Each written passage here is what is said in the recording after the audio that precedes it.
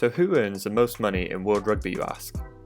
Well, in this video I'll be showing you the top 10 highest paid players in the world right now. So hit that subscribe button to keep up to date with all the content on the channel.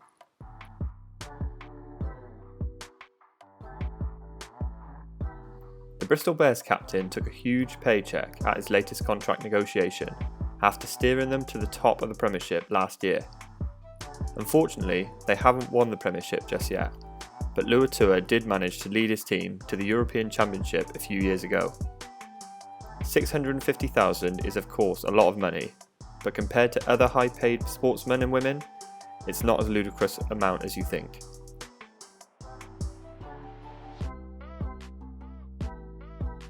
Recently turned 30, Owen Farrell is on $750,000, which is the second highest amount for any English player playing rugby.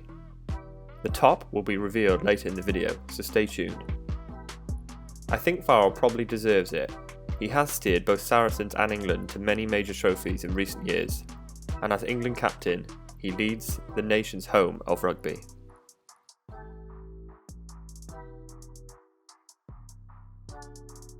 From one captain to another, Michael Hooper is on the same wage as Farrell with $750,000 from his recent move to Japan. He's recently got the milestone of most tests as captain for Australia, making him one of the best Wallaby players of all time, so definitely a much deserved contract.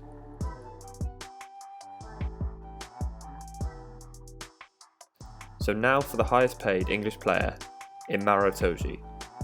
Thoroughly deserved, I think, with the way he plays on the pitch and also carries himself off the pitch.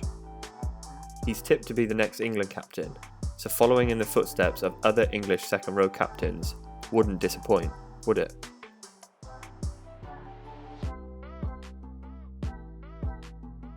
A former World Player of the Year in Beauden Barrett probably deserves to be one of the highest paid players in the game right now.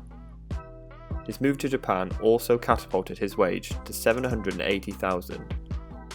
Even though he's moved back to New Zealand, his wage is still one of the best in the world.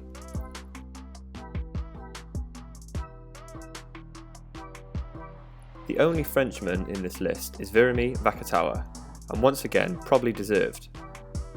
Vakatawa is similar to many other Rugby 7 stars who showcase their ability in the 7s game and then come into the 15s game and get a huge paycheck. We all know the top 14 sides pay very well, and with Racing 92 being one of the richest, they can afford to pay Vakatawa $780,000 a year.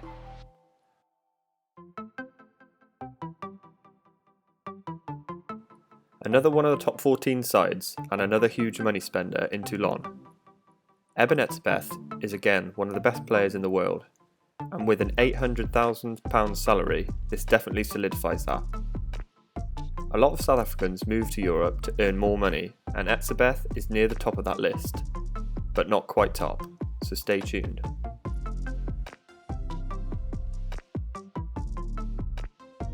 So now we're into the top 3, and all these players are on $1 million plus a year.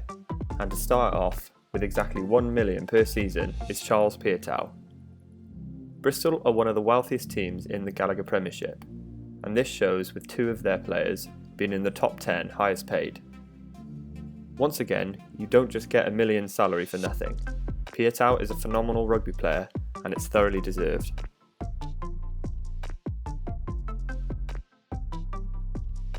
Another $1 million per season is Handre Pollard, and this deal came from his immense control and kicking ability for South Africa. And Pollard is thought to be one of the best, if not the best 10 in the world. Montpellier have spent the big cash on Pollard to only play 16 games due to multiple injuries and international duty. However, if he gets playing, I'm sure the wage will pay off.